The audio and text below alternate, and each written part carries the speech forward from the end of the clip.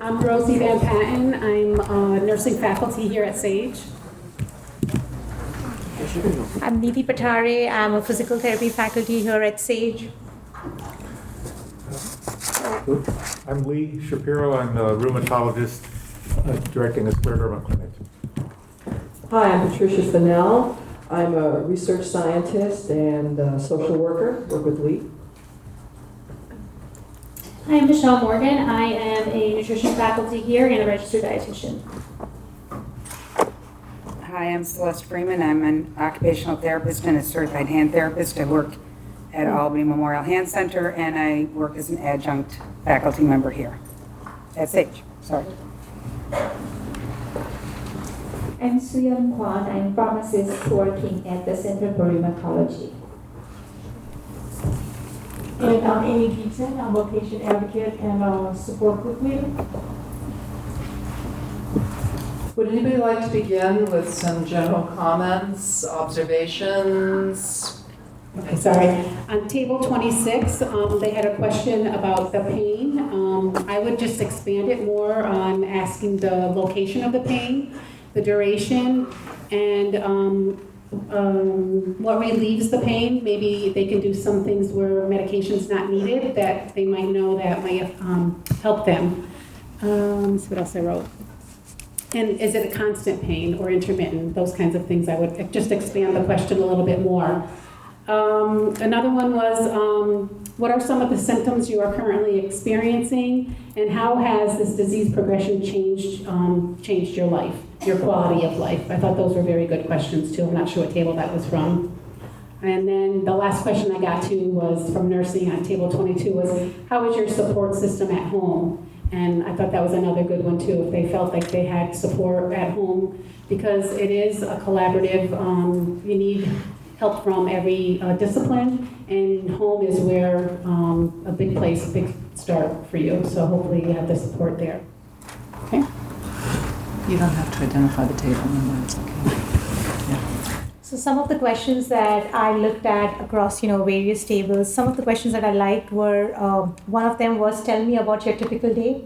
So it's an open-ended question. And one of the other questions were, what are your main concerns? Maybe that could be framed as, what are your main concerns that you would like your physical therapist to address with you today? So you could make it more specific.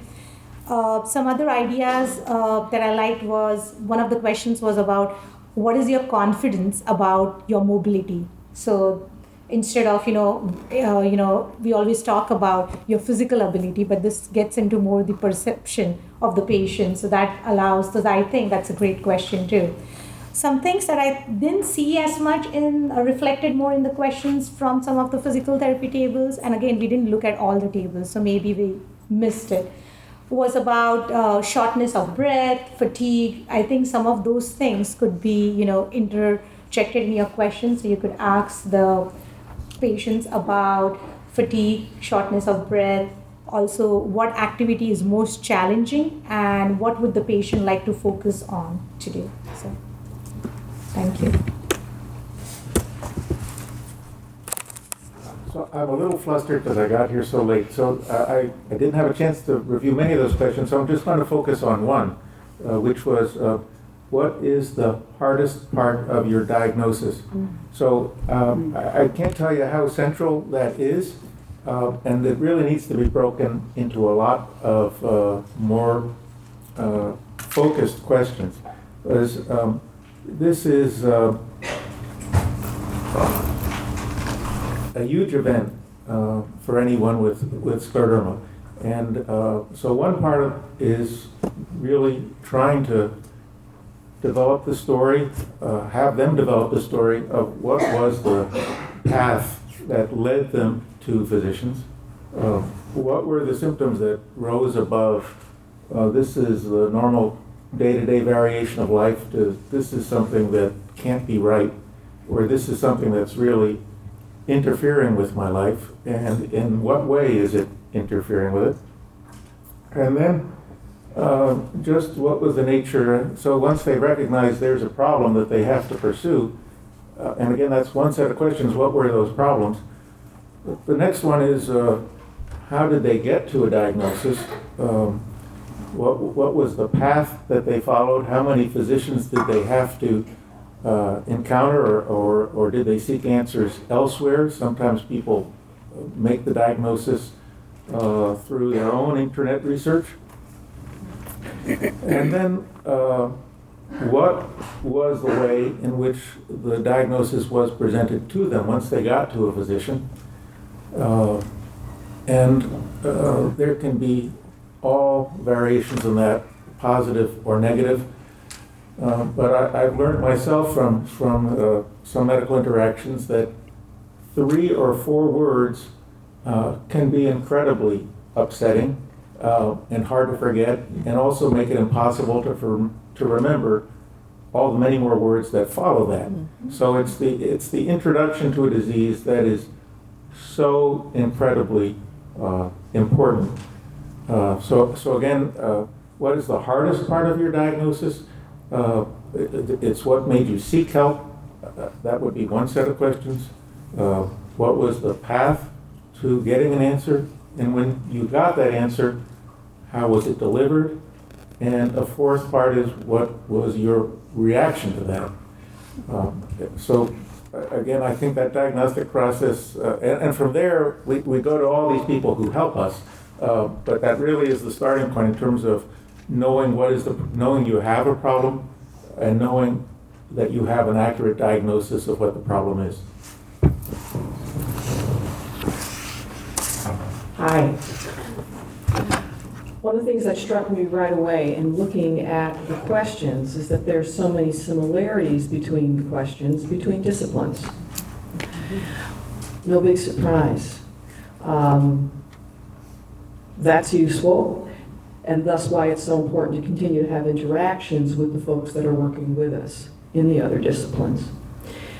Piggybacking on something that Lee just said, one thing to keep in mind with patients who are receiving this diagnosis, or in the process or the pathway to getting this diagnosis, is that getting a diagnosis like this is traumatic in and of itself.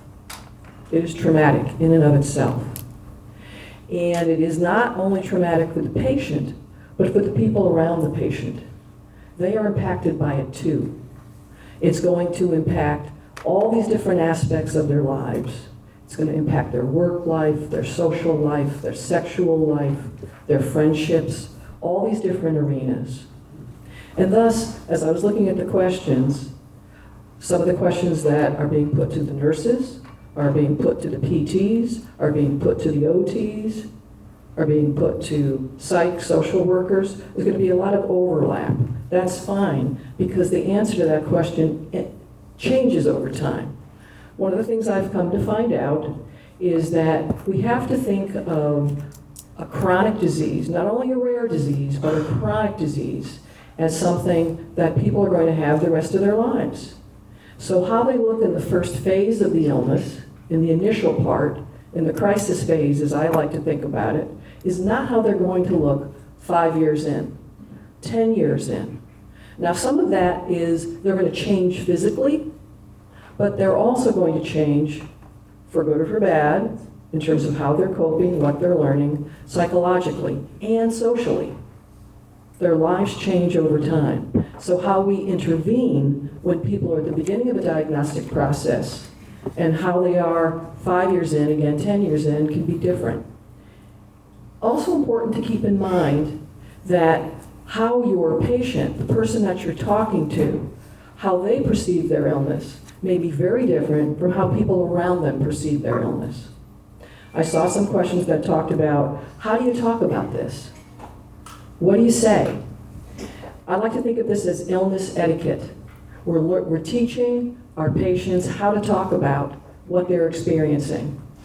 And one rule of thumb to think about when you're forming questions or thinking about intervention is you talk about your illness like you're talking to children about sex or adults about money. What are they really asking? How much do they want to know? And is it really safe to share how much information, when, where, and whom? So these are all really important questions from that perspective. Last thought, when you're thinking about formulating your questions in all the different disciplines, I like to think about functional areas. So whether we're looking at fatigue, we're looking at pain, we're looking at sleep, we're looking at ambulation, we're looking at mood, we're looking at cognition, we're looking at bowel. These are functional areas that affect everybody, but are certainly incredibly relevant in this population. Last but not least, one of my favorite statistics, back in 1995, the American Medical Association said that half the US population had a chronic disease then. Half in 95. The numbers are much higher now. So it's not one diagnosis per customer.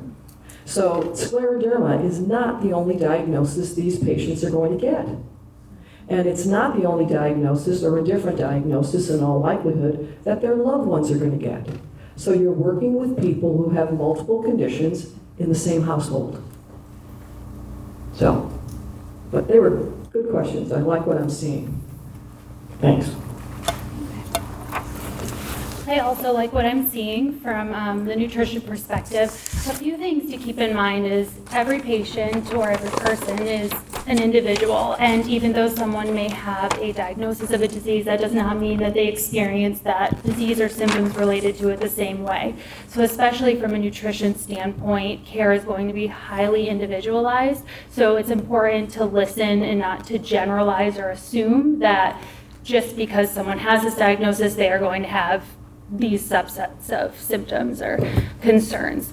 From a more of just a wording standpoint, be mindful that not everyone may know, what does triggering GI distress or stress mean? So ask questions in a way that you feel the patients or people will comprehend them. I think what's so important is that sometimes I find that students or interns may feel nervous, especially if you haven't had interaction, working one-on-one with clients or patients, and remember that we're all just people and that, we all have a story to tell, and it's just really important to make sure that we listen, maintain that open dialogue, and really hear what the people are telling you.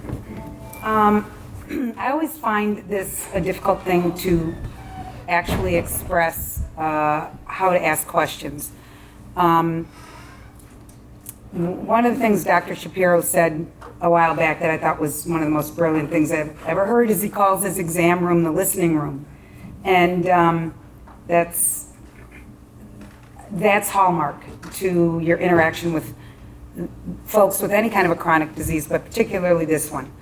I would say, number one, as Dr. Shapiro already mentioned, when you first meet someone, telling the story over and over again of your illness or having to explain things over and over again to people who have no clue what you're talking about is not only tedious for the patient, but it just can sometimes cause the relationship to get off to a difficult start.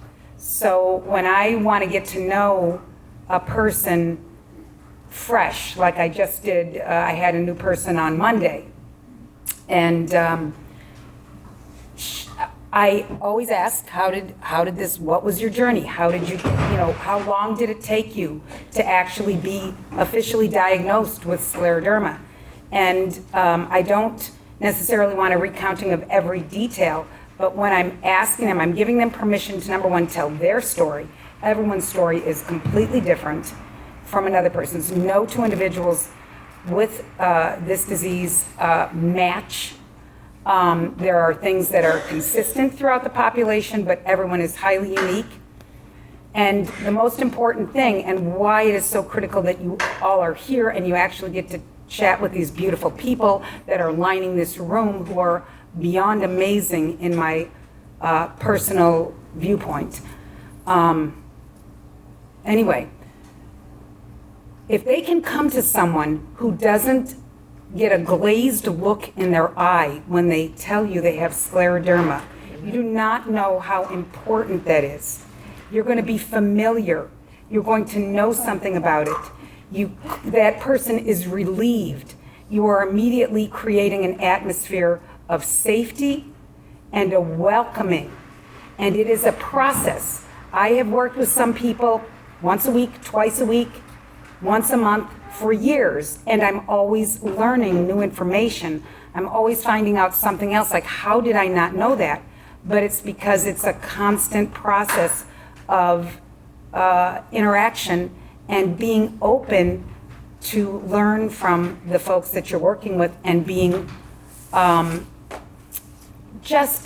the best questions happen in the context of really a good sort of organic conversation. And that's not something you're going to get out of the starting blocks doing well as clinicians. It's something that grows over time. Don't feel badly if it's a bit awkward. This is why you're doing it. But over time, you will develop your style that dovetails with your personality. You will know how to get to the heart of the issue using your particular personality, your particular humor, your particular vulnerabilities, and then the thing just sort of takes off. So open-ended questions, safe questions, a kind heart, and a little bit of homework before you meet someone is tremendously valuable. And so I'm so glad you're here today. And I really mean that very sincerely. Yep.